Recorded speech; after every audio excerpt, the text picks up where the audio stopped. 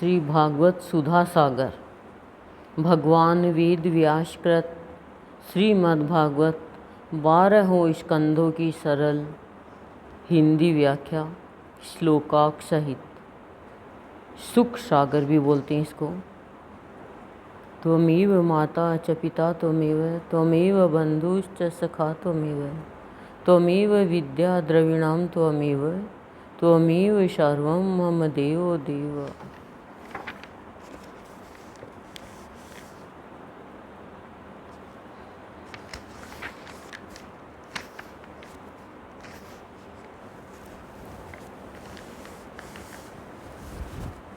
हमारे गुरुदेवी हमारे लिए कृष्ण है, राम है। और आज 9 संवत्सर के पहले दिन ही सद्गुरुदेव की अति विशेष कृपा कि हम ये सुधा सागर का पाठ आरंभ कर रहे हैं। कथा कहें मतलब अमृत पान करने के लिए हमें अवसर दिया है हमारे सद्गुरुदेव ने। तो हम बहुत ही चाव से, भाव से, उत्साह से इस सुधा का, इस अमृत का पान करें और अपने जीवन को प्यारमय, भावमय बना कर के सद्गुरुदेव से जोड़ें, अच्छे लोगों से जोड़ें। इधर उधर की किसी की फालतू बात पर ना ध्यान दें, ना उनकी चर्चा करें, ना उनके साथ हम व्यवहार करें।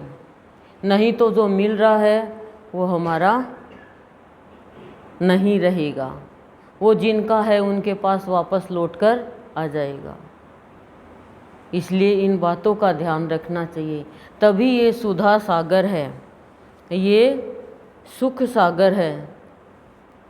सुधा सागर मतलब अमृत का सागर है, उसमें हम डुबकी लगा पाएंगे और तभी हमें शुद्ध आएगी। इसलिए आज 9 संवत्सर के दिन सभी को शुभ प्रभात, शुभ संध्या, शुभ दोपहर, हर पल शुभ ही शुभ हो हमारे जीवन में। हम कब, जब हम सब के लिए शुभ करेंगे तो लाभ होगा। किसी के जीवन में हम अशुभता करेंगे तो हमारे जीवन में शुभ कैसे हो सकता है। इसलिए विशेष ध्यान रखना है हमें कि कोई भी निरर्थक बात कर रहा है, फालतू बात कर रहा है, चाहे सदन हो, चाहे घर हो, चाहे गली हो, चाहे सड़क हो, हमें ना तो साथ देना है उनका, न उनके साथ चलना है, ना उनसे व्यवहार करना है। बाकी तुम्हारी मर्जी। जिनको समझना है वो समझ जाएंगे। करें शुरू। पहला अध्याय श्रीमद्भागवत महात्म्य। ओम नमो भगवते वासुदेवाय। पहला अध्याय। टॉपिक है देवर्षि नारद की भक्ति से भेंट। क्या टॉपिक है? नारद की भक्ति से भेंट। और हमारी तो भेंट सत्संग में आती है तो होती है। संतों की भी भक्ति से भेंट होती है। बाबा को कहा ना, भक्ति आ रही है, भक्ति आ रही है। किसके लिए? माता वनासा के लिए। ऐसे ही संत देखते हैं भक्ति चल के आ रही है। सच्चिदानंद स्वरूप भगवान श्री कृष्ण को हम नमस्कार करते हैं, जो जगत की उत्पत्ति, स्थिति और विनाश के हेतु तथा आध्यात्मिक, आधिदैविक और आधिभौतिक तीनों प्रकार के तापों का नाश करने वाले हैं। तीनों तापों का नाश। कौन से 3 ताप है? आदि भौतिक, आदि देविक और आध्यात्मिक। और उत्पत्ति, स्थिति और विनाश, इन तीनों के हेतु भगवान है, हमारे नियंत्रण में नहीं है ये। जिस समय श्री सुखदेव जी का यज्ञोपवीत संस्कार भी नहीं हुआ था तथा लौकिक वैदिक कर्मों के अनुष्ठान का अवसर भी नहीं आया था, तभी उन्हें अकेले ही संन्यास लेने के लिए घर से जाते देखकर उनके पिता व्यास जी विरह से कातर होकर पुकारने लगे, बेटा बेटा तुम कहाँ जा रहे हो? उस समय वृक्षों ने तन्मय होने के कारण श्री सुखदेव जी की ओर से उत्तर दिया था। ऐसे सर्वभूत हृदय स्वरूप श्री सुखदेव मुनि को मैं नमस्कार करता हूँ। उपनयन संस्कार भी नहीं हुआ था और लौकिक वैदिक कर्मों के अनुष्ठान का अवसर भी नहीं आया था। बस जन्म लिया और सन्यास के लिए निकल पड़े। वेद व्यास जी के पुत्र सुखदेव जी पुकार रहे हैं, पुत्र कहाँ जा रहे हो, बेटा कहाँ जा रहे हो? तो सुखदेव जी की ओर से उत्तर किसने दिया? वृक्षों ने, जो तन्मय थे एकदम। एक बार भगवत कथामृत का रसास्वादन करने में कुशल मुनिवर शौनक जी ने नैमिषारण्य क्षेत्र में विराजमान महामति सूत जी को नमस्कार करके उनसे पूछा। क्या पूछा? शौनक जी बोले, सूत जी, आपका ज्ञान अज्ञानांधकार को नष्ट करने के लिए करोड़ों सूर्यों के समान है। संतों का ऐसा ही ज्ञान होता है, अज्ञान रूपी अंधकार को सदा सदा के लिए खत्म कर देते हैं। आप हमारे कानों के लिए रसायन अमृत स्वरूप सार गर्भित कथा कहिए। देखो कितना तरीके से चल रही है भागवत कि आपका ज्ञान अज्ञानांधकार को नष्ट करने के लिए करोड़ों सूर्यों के समान है। तभी तो ये ग्रंथ है, वो ग्रंथ ही खोलते हैं। जब हम अंदर लेकर जाते हैं, उनके हर एक बात को सार समझकर ग्रहण करते हैं। हमारे गुरुदेव का जो प्रवचन है वो भी हमारे भीतर के अंधकार को दूर करते हैं। लेकिन देखो, करोड़ों सूर्यों के समान अंधकार को नष्ट करने वाले हैं। आप हमारे कानों के लिए रसायन अमृत स्वरूप सार गर्भित कथा कहिए। भक्ति, ज्ञान और वैराग्य से प्राप्त होने वाले महान विवेक की वृद्धि किस प्रकार होती है तथा वैष्णव लोग किस तरह इस माया मोह से अपना पीछा छुड़ाते हैं। बहुत बड़ा प्रश्न किया है। देखो क्या कहा है, भक्ति, ज्ञान और विवेक, एक के अभाव में दो खराब है। वो दो है, एक नहीं है तो भी पूर्णता नहीं आएगी। तीनों चीज चाहिए, भक्ति, ज्ञान और विवेक। ठीक है, उसके बाद में भक्ति, ज्ञान और वैराग्य से प्राप्त होने वाले क्या प्राप्त होता है? विवेक। जब तक विवेक नहीं जगेगा, जब तक भक्ति, ज्ञान और वैराग्य नहीं होगा। भक्ति के साथ ज्ञान होता है, ज्ञान के साथ वैराग्य आता है। छोटे बच्चे को ज्ञान नहीं होता है तो उसको वैराग्य नहीं आता है। उसको ये नहीं पता कि ये हिंसक है, ये सर्प है, ये कुत्ता गंदा है, ये मिट्टी खराब है, किसी भी चीज़ से। और जो अज्ञानी हैं उनको भी ये नहीं पता रहता, क्योंकि विवेक नहीं जगता है। क्या कह रहे हैं? कथा सुनाइए। कौन सी? भक्ति, ज्ञान और वैराग्य से प्राप्त होने वाले महान विवेक की वृद्धि। महान विवेक की वृद्धि किस प्रकार होती है तथा वैष्णव लोग किस तरह इस माया मोह से अपना पीछा छुड़ाते हैं। वैष्णव लोग, भक्ति करने वाले, किस तरह माया मोह से पीछा छुड़ाते हैं। हम पूछे तो सही भगवान से, हमारी माया मोह से पीछा कैसे छुड़ेगा? नहीं, हमें तो चाहिए, हमें तो अच्छी लगती है वो चीज़ें। जैसे बच्चा होता है ना छोटा, वो क्या करता है? चुपके से मिट्टी चाट लेता है। ऐसे ही हमें चाहिए। फिर माँ आती है, चांटा मारती है, डॉक्टर के पास जाती है, दवाई दिलाती है, वो दवाई नहीं खाता हूँ, मिट्टी चाहिए। तो हमें तो माया मोह चाहिए, हम तो मांगते हैं भगवान से, क्योंकि हमें अभी ज्ञान नहीं है। सत्संग के द्वारा ज्ञान होता है। इस घोर कलिकाल में, ध्यान से सुनना, एक शब्द भी इधर उधर मत जाने देना। इस घोर कलिकाल में जीव प्राय है आसुरी स्वभाव के हो गए हैं। विविध क्लेशों से आक्रांत, विविध अनेक क्लेशों से आक्रांत, आवेश में इन जीवों को शुद्ध यानी देवी शक्ति संपन्न बनाने का सर्वश्रेष्ठ उपाय क्या है? प्रश्न चल रहे हैं, आप ध्यान रखना कौन से प्रश्न हुए, क्या प्रश्न हुए। 2-3 प्रश्न कर लिए इसमें।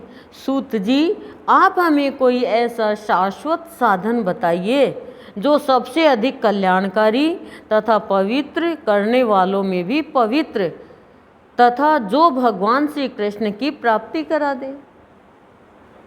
देखो कितना गजब का प्रश्न किया है शौनक जी ने। चिंतामणि केवल लौकिक सुख दे सकती है, चिंतामणि एक मणि है,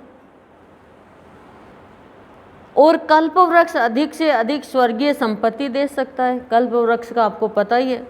परंतु गुरुदेव प्रसन्न होकर भगवान का यौगिक दुर्लभ नित्य बैकुंठ धाम दे देते हैं।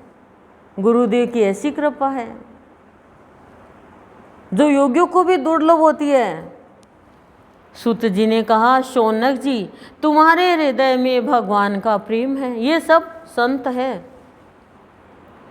शौनक जी, तुम्हारे हृदय में भगवान का प्रेम है, इसलिए मैं विचार कर तुम्हें संपूर्ण सिद्धांतों का निष्कर्ष सुनाता हूँ। देखो क्या कहा है कि तुम्हारे हृदय में भगवान के प्रति प्रेम है, इसलिए मैं विचार कर तुम्हें संपूर्ण सिद्धांतों का निष्कर्ष सुनाता हूँ। जब तक प्रेम नहीं होगा हृदय के अंदर, तब तक संत है, भक्त है, भगवान है, वो सिद्धांतिक बात बता नहीं सकता। क्यों? एक प्रेमी ही सिद्धांत के निष्कर्ष तक पहुंचता है। बाकी जो माया में फंसे हुए हैं उनको सिद्धांत की बात अच्छी नहीं लगती है, वेदांत की बात अच्छी नहीं लगती है। वेदांत की बात ही तो सिद्धांत की बात है, उनको तो माया की बात अच्छी लगती है। आलस्य, सो जा सो जा सो जा, सोना दे दे सोना दे दे, सोने दे सोने दे, ये अच्छी लगती है। जो जन्म मृत्यु के भय का नाश कर देता है, यही तो सबसे बड़ा डर है। जन्म और मृत्यु के डर ही खत्म कर देता है। ऐसी सिद्धांत की निष्कर्ष की बात बताता हूं। क्यों बता रहे हैं? क्योंकि प्रेम है भगवान के प्रति। भगवान के प्रति प्रेम है तो संत खुद हाथ पकड़ लेते हैं सुनाने के लिए, ऐसी गूढ़ बातें बता देते हैं, अपना स्पर्श देकर के जड़त्व भाव ही खत्म कर देते हैं। जो भक्ति के प्रवाह को बढ़ाता है और भगवान श्री कृष्ण की प्रसन्नता का प्रधान कारण है, मैं तुम्हें वह साधन बतलाता हूँ, उसे सावधान होकर सुनो। सावधान, आपको भी सावधान कर रहे हैं आप भी सावधान होकर सुनो, एकदम सतर्क होकर, जिससे भगवान कृष्ण की प्रसन्नता का कारण प्रधान है और भक्ति के प्रभाव को बढ़ाता है, वो साधन बता रहे हैं। श्री सुखदेव जी ने कलयुग में जीवों के काल रूपी सर्प के मुख का ग्रास होने के त्रास का आत्यंतिक नाश करने के लिए श्रीमद् भागवत शास्त्र का प्रवचन किया है। सावधान होकर सुनो कि कलयुग में जीवों के काल रूपी सर्प, मृत्यु रूपी सर्प के मुख का ग्रास होने के लिए, त्रास का अत्यंतिक यानी रक्षा करने के लिए, अत्यंतिक नाश करने के लिए श्रीमद् भागवत शास्त्र का प्रवचन किया है। हमारा भी जीवन ऐसा ही बन जाएगा ध्यान से सुनोगे तो। पर तुम सोच रही होगी इतनी मोटी हम कब तक सुनेंगे क्योंकि हम तो संत मणि इतनी साहित्य इतना सुनते हैं, हाँ? लेकिन जब रस आता है ना, जब कमाई करनी होती है ना, तो इंडिया से कहीं पहुंच जाते हैं, 12 घंटा 18 घंटा 20 घंटा के रास्ते पे भी, और नहीं तो चिड़ावा तक भी नहीं जा पाएंगे। कौन जाए हैं? डॉक्टर के पिलाने में भी नहीं जा पाते, कौन जाए इतनी दूर, टाइम खराब होगा वो कमाई नहीं है ना कोई, तो इलाज तो कराना ही है ना, तो जाना भी पड़ेगा। तो कह रहे हैं सदगुरुदेव इसमें वेद व्यास जी के प्रवचन किया है किससे? काल रूपी सर्प के मुख का ग्रास होने के त्रास का आत्यंतिक नाश करने के लिए श्रीमद् भागवत शास्त्र का प्रवचन किया है, रक्षा करने के लिए। मन की शुद्धि के लिए इससे बढ़कर कोई साधन नहीं है। जो काल रूपी सर्प का डर है, आशंका है, चिंता है, उसकी रक्षा करेगा ये भागवत शास्त्र। अब क्या करें? मन की शुद्धि के लिए इससे बढ़कर कोई साधन नहीं है। करिए, मन जो गंदा हो गया ना, उसकी शुद्धि के लिए भी और कोई साधन नहीं है, कोई साबुन नहीं है। जब मनुष्य के जन्म जन्मांतर का पुण्य उदय होता है तभी उसे इस भागवत शास्त्र की प्राप्ति होती है। जब मनुष्य के जन्म जन्मांतर के पुण्य का उदय होता है तब भागवत शास्त्र की प्राप्ति होती है। अब सबके मन में आ रहा है कि बच्चों की छुट्टियां लगेगी तो हम जाएंगे, तो क्या करें? सुनने वाला तो कैसे भी सुन लेता, हाँ फेस टू फेस नहीं तो मोबाइल टू मोबाइल सुन लेगा। जब सुखदेव जी राजा परीक्षित को यह कथा सुनाने के लिए सभा में विराजमान हुए तब देवता लोग उनके पास अमृत का कलश लेकर आए। सोचो आप, कितनी बड़ी बात बता रहे हैं। जब सुखदेव जी राजा परीक्षित को यह कथा सुनाने के लिए सभा में विराजमान हुए, देवता लोग अमृत का कलश लेकर आए। देवता अपना काम बनाने में बड़े कुशल होते हैं। देवता है वो अपना काम बनाने में बहुत कुशल है। और हमें भी संत की कुशल भक्ति करनी है। भावयोगी संत हमसे कुशल भक्ति कराते हैं। अतः यहाँ भी सबने सुखदेव मुनि को नमस्कार करके कहा, आप ये अमृत लेकर बदले में हमें कथामृत का दान कीजिए। अमृत लेकर मतलब अमृत से भी बढ़कर ये भागवत कथा। इस प्रकार परस्पर विनिमय यानी अदला बदली हो जाने पर राजा परीक्षित अमृत का पान करें और हम सब श्रीमद् भागवत का भागवत रूप अमृत का पान करेंगे। कि राजा परीक्षित को अमृत दे दो, अमृत का पान करें और हम कथामृत का पान करेंगे। इस संसार में कहाँ कांच और कहाँ महामूल्य मणि तथा कहाँ सुधा और कहाँ कथा। चार चीज़ बताइए। इस संसार में कहाँ कांच और कहाँ महामूल्य मणि तथा कहाँ सुधा और कहाँ कथा। श्री सुखदेव जी ने यह सोचकर उस समय देवताओं की हंसी उड़ा दी। अमृत लाए फिर भी हंसी उड़ा दी। उन्हें भक्ति शून्य यानी कथा का अनधिकारी जानकर कथा अमृत का दान नहीं किया। देवताओं को मना कर दिया कि तुम कथा के अधिकारी नहीं हो।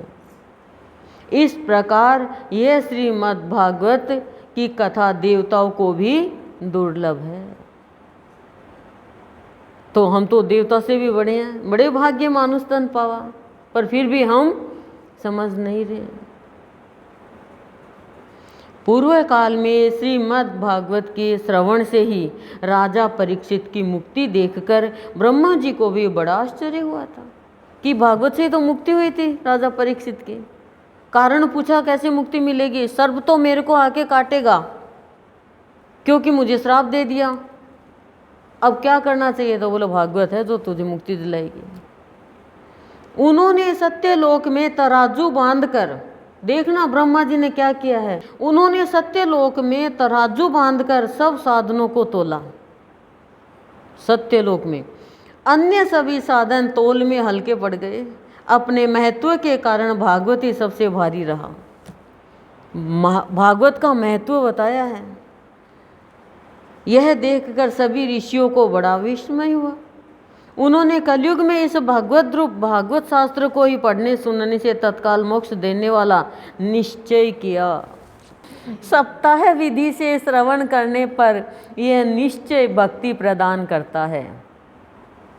सप्ताह विधि से श्रवण करने पर 7 दिनों में विधि पूर्वक श्रवण जो करे सुने कानों से तो निश्चय भक्ति प्रदान करता है। पूर्व काल में इसे दयापरायण, दया देने वाला सनकादि ने देवर्षि नारद को सुनाया था।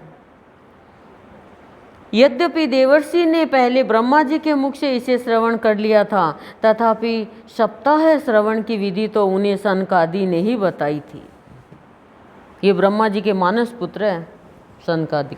शौनक जी ने पूछा, संसारिक प्रपंच से मुक्त एवं विचरणीय नारद जी का सनकादि के साथ संयोग कहाँ हुआ और विधि विधान के श्रवण में उनकी प्रीति कैसे हुई?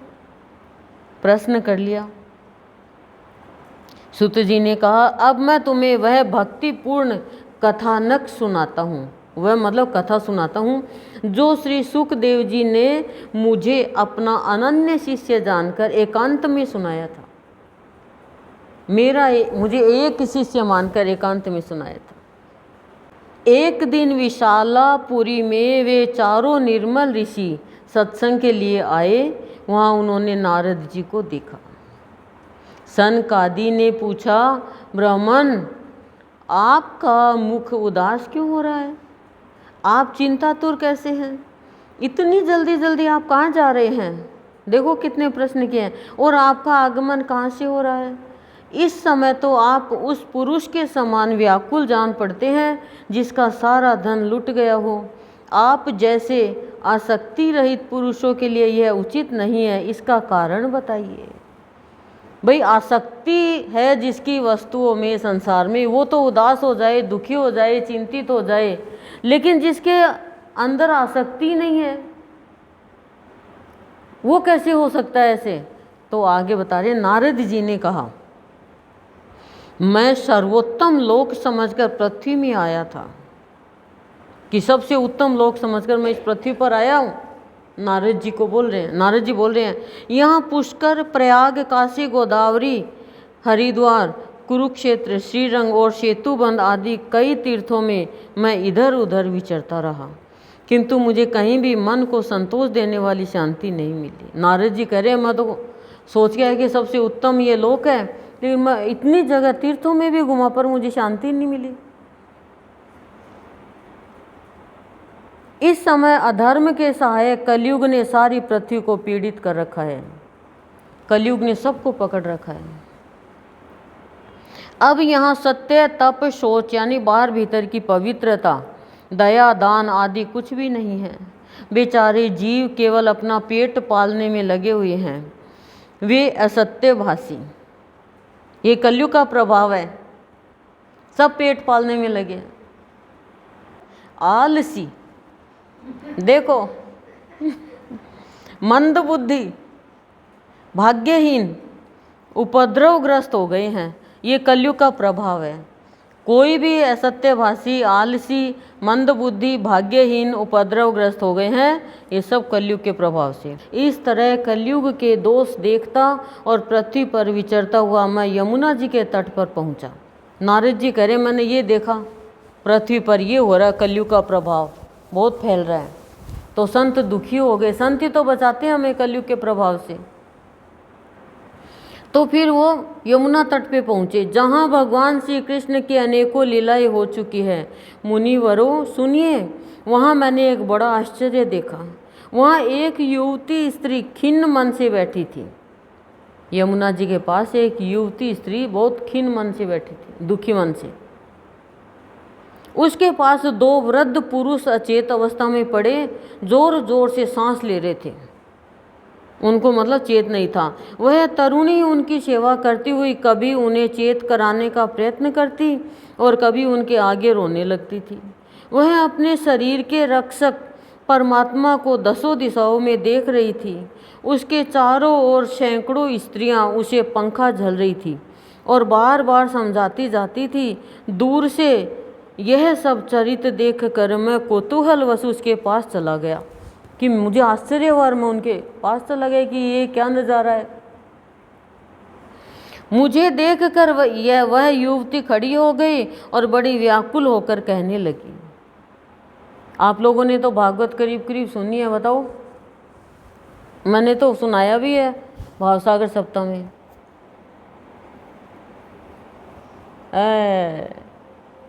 ठन ठन पाल।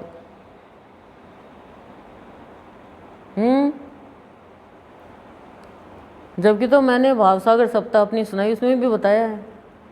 वो युवती है भक्ति और अचेत पुरुष है ज्ञान और वैराग्य।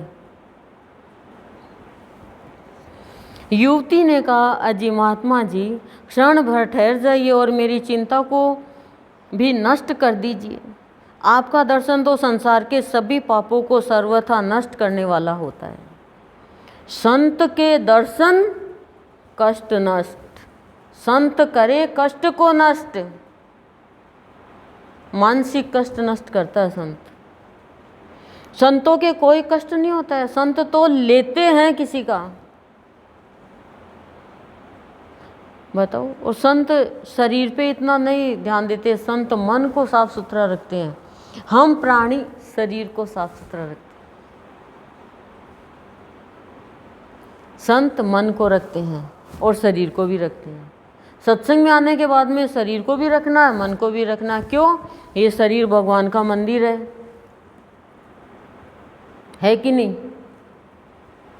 आपके वचनों से मेरे दुख की भी बहुत कुछ शांति हो जाएगी। मनुष्य का जब बड़ा भाग्य होता है तभी आपके दर्शन हुआ करते हैं। नारद जी कहते हैं, तब मैंने उस स्त्री से पूछा, देवी तुम कौन हो? ये दोनों पुरुष तुम्हारे क्या होते हैं? और तुम्हारे पास ये कमल नयनी देवियाँ कौन है? तुम हमें विस्तार से अपने दुख का कारण बताओ। युवती ने कहा, मेरा नाम भक्ति है, ये ज्ञान और वैराग्य नामक मेरे पुत्र है। समय के फेर से ही ये ऐसे जर्जर हो गए हैं।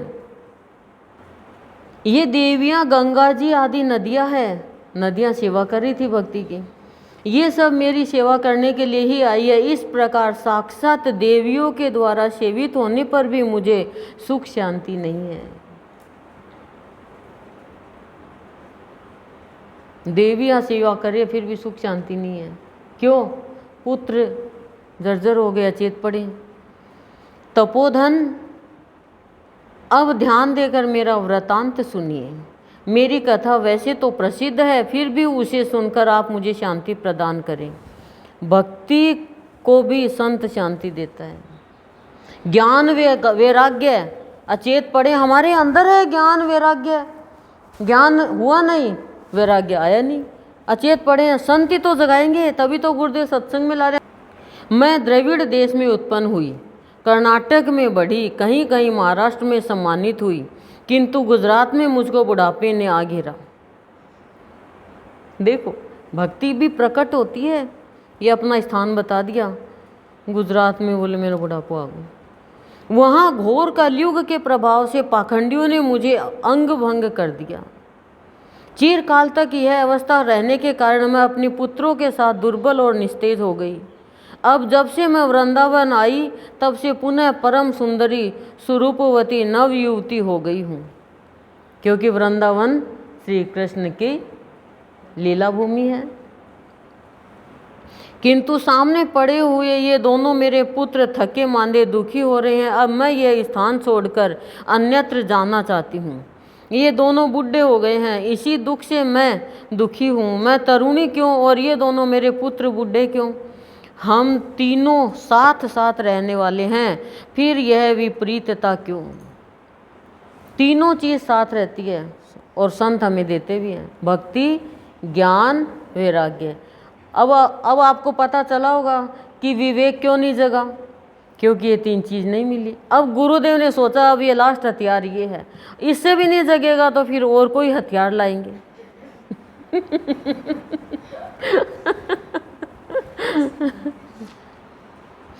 होना तो यह चाहिए कि माता बुढ़ी हो और पुत्र तरुण। इसी से मैं आश्चर्यचकित चित्त से अपनी इस अवस्था पर शोक करती रहती हूँ। आप परम बुद्धिमान एवं योग निधि है, इसका क्या कारण हो सकता है बताइए। कि आप क्या बुद्धिमान है, परम बुद्धिमान और योग निधि है, योग की निधि है आपके पास। तो तो मुझे कारण बताइए। नारद जी ने कहा, साध्वी, मैं अपने हृदय में ज्ञान दृष्टि से तुम्हारे संपूर्ण दुख का कारण देखता हूँ। तुम्हें विषाद नहीं करना चाहिए, श्री हरि तुम्हारा कल्याण करेंगे। कि तुम्हें दुख नहीं करना चाहिए, श्री हरि तुम्हारा कल्याण करेंगे। सूत जी कहते हैं, मुनिवर, नारद जी ने एक क्षण में ही उसका कारण जानकर कहा। क्या कहा? नारद जी ने कहा, देवी सावधान होकर सुनो। मैं भी कह रही हूँ, देवियों सावधान होकर सुनो। सावधान होने का मतलब नींद नहीं आए, एकदम ध्यान। जैसे हम टीवी में फिल्म देखते हैं तो ध्यान से देखते हैं, रास्ते में जाते हैं तो ध्यान से देखते हैं। बस स्टॉप पे खड़े हैं, ये कौन सी बस है? ये तो झुंझुनू जाएगी, ये जयपुर जाएगी। एक बार 2 पिलानी है, एक बार एक बंदा दूसरी पिलानी वाली में बैठ गया और दूसरी छोटी एक पिलानी और वहाँ पहुँचा दिया। अरे कहाँ पहुँच गया? तो अपना स्थानीय नाम तो पिलानी है, तो ये बिरला की पिलानी के नाम से फेमस है। पहुँच गए। तो ऐसे ध्यान नहीं दिया ना सावधानी पूर्वक, तो मतलब मन में कुछ और चल रहा है और बैठे हैं, वो सावधानी नहीं है। सावधान, उसके बाद में विश्राम। सावधान रहोगे तो विश्राम मिलेगा। सावधान में ऐसे करते, विश्राम में पीछे हाथ करते कि फिर कुछ नहीं करना, बस विश्राम कर लो, हाथ से हाथों को विश्राम दो। अब अटेंशन बोलते हैं। नारद जी ने कहा, देवी सावधान होकर सुनो, यह दारुण कलयुग है। इसी से इस समय सदाचार, योग मार्ग और तप आदि सभी लुप्त हो गए हैं। लोग शठता और दुष्कर्म में लगाकर अघासुर बन रहे हैं। अघासुर यानी असुर बने हुए हैं।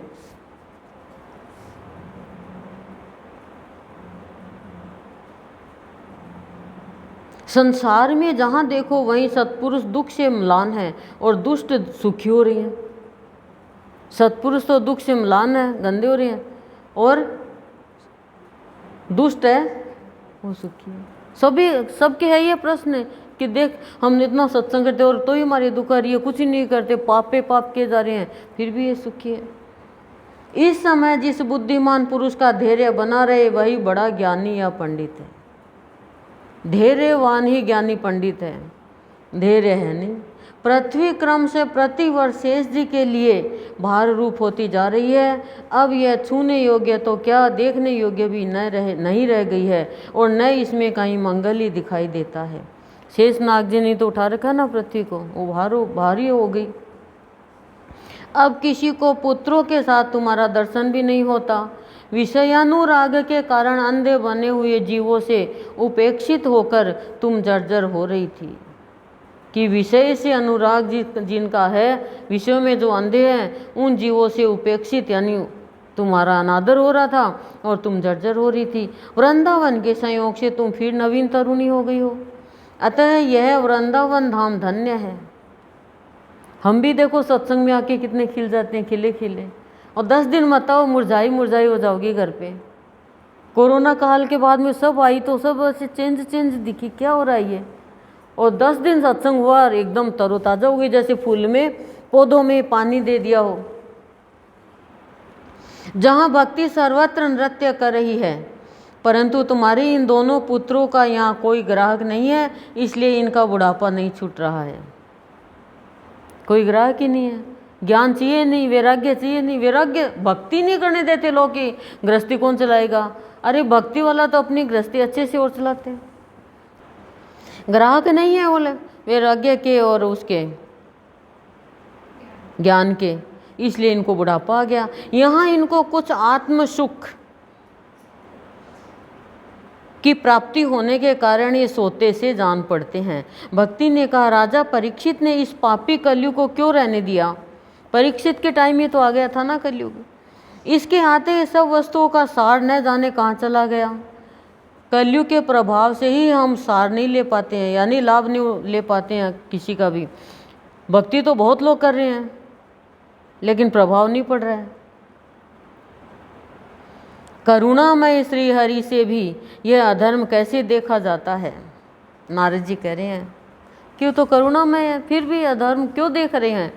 मुने मेरा यह संदेह दूर कीजिए, आपके वचनों से मुझे बड़ी शांति मिली है। भक्ति कह रही है।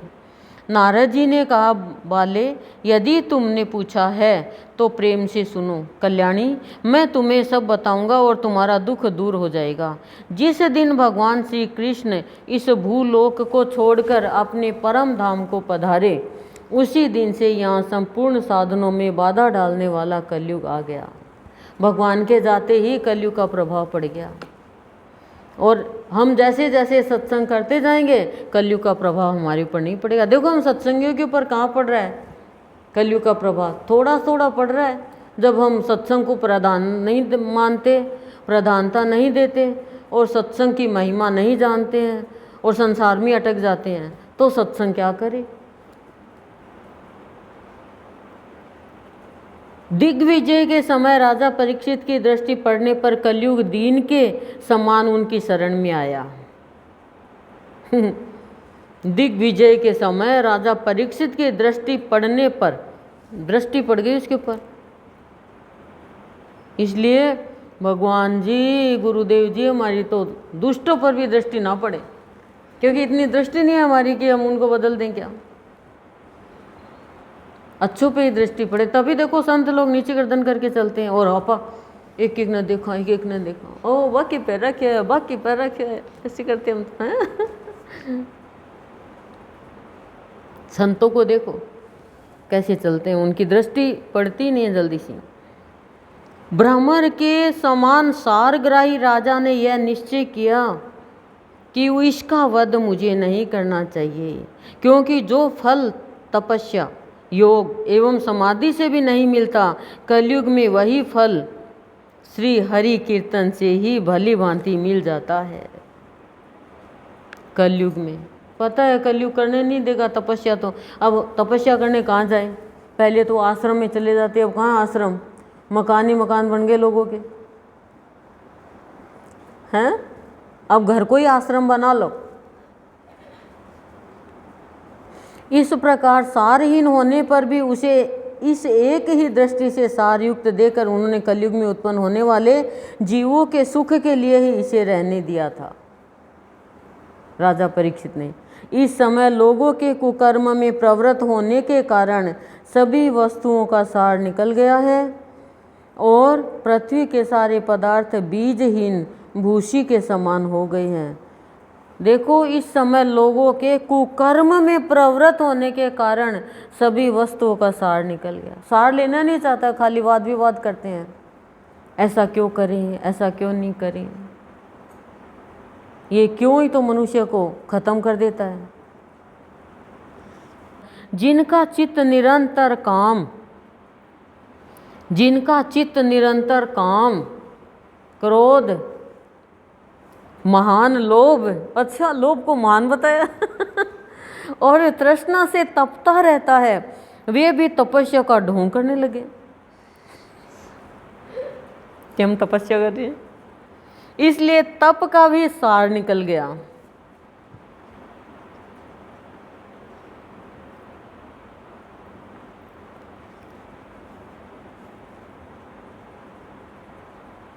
मन पर काबू न होने के कारण तथा लोभ, दंभ और पाखंड का आश्रय लेने के कारण एवं शास्त्र का अभ्यास न करने से ध्यान योग का फल मिट गया है। कारण बता दिया।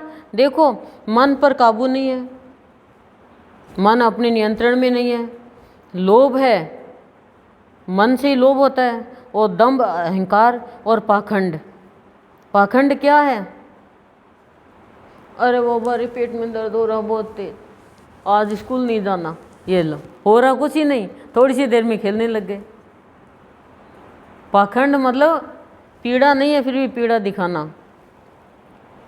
इनका आश्रय लेने के कारण एवं शास्त्र का अभ्यास न करने के कारण ध्यान योग का फल मिट गया। ध्यान नहीं लगा पाते हैं। जितना जितना शास्त्रों का ध्यान करेंगे और इन विकारों को खत्म करेंगे तो फिर ध्यान चलते चलते लग जाएगा हमारा। गोपियों का देखो काम करते करते ध्यान रहता। इस प्रकार जगह है, इस प्रकार जगह जगह सभी वस्तुओं का सार लुप्त हो गया है। यह तो इस युग का स्वभाव ही है। इसमें किसी का दोष नहीं है, दोष किसी का भी नहीं है अपना। इस युग का स्वभाव है, कलयुग का। लेकिन ये मत सोचना कि हमारा तो दोष नहीं, कलयुग करा रहा तो उद्दंडी हो जाओ और हम कुछ ही करने लग जाए। ना ना, हम सत्संगी है, हमारे ऊपर कलयुग प्रभाव कैसे डाल सकता है। इसी से पुंडरीकाक्ष भगवान बहुत समीप रहते हुए भी यह सब सह रहे हैं। इसी से बोले, हाँ, मनुष्य का दोष नहीं। इसी से पुंडरीकाक्ष भगवान, यानी पुंडरीक नाम का भक्त हुआ था, उसका भगवान बताया, ईंट पे खड़ा किया उसने पूरी रात भगवान को। अपने माता पिता की सेवा कर रहा था वो, तो बीच में नहीं उठा। वो भगवान बहुत समीप रहते हुए भी यह सब सह रहे हैं। बहुत समीप क्या, हर प्राणी के भीतर में है, फिर भी सहन कर रहे हैं। सूत जी कहते हैं, शौनक जी, इस प्रकार देवर्षि नारद के वचन सुनकर भक्ति को बड़ा आश्चर्य हुआ। फिर उसने जो कुछ कहा उसे सुनिए। अब भक्ति कह रही है, क्या कह रही है भक्ति? कह रही है, भक्ति ने कहा, देवर्षि आप धन्य हैं, मेरा बड़ा सौभाग्य था जो आपका समागम हुआ। हम भी तो कहें प्रभु, हम कितने भाग्यशाली है कि आपका समागम हुआ, आप हमें मिले जीवन में, नहीं तो हम भी यूं ही भटकते रहते। संसार में साधुओं का दर्शन ही समस्त सिद्धियों का परम कारण है। आपका केवल एक बार का उपदेश धारण करके कयाधु कुमार प्रहलाद ने माया पर विजय प्राप्त कर ली थी। देखो, नारद जी का एक उपदेश सुनकर ही प्रहलाद ने, उसकी माँ का नाम कयाधु है, और क्या किया, माया पर विजय प्राप्त कर ली थी। ध्रुव ने भी आपकी कृपा से ध्रुव पद प्राप्त किया था। आप सर्व मंगलमय और साक्षात श्री ब्रह्मा जी के पुत्र हैं। मैं आपको नमस्कार करती हूँ। ओम शांति ही शांति ही शांति ही प्रशांति।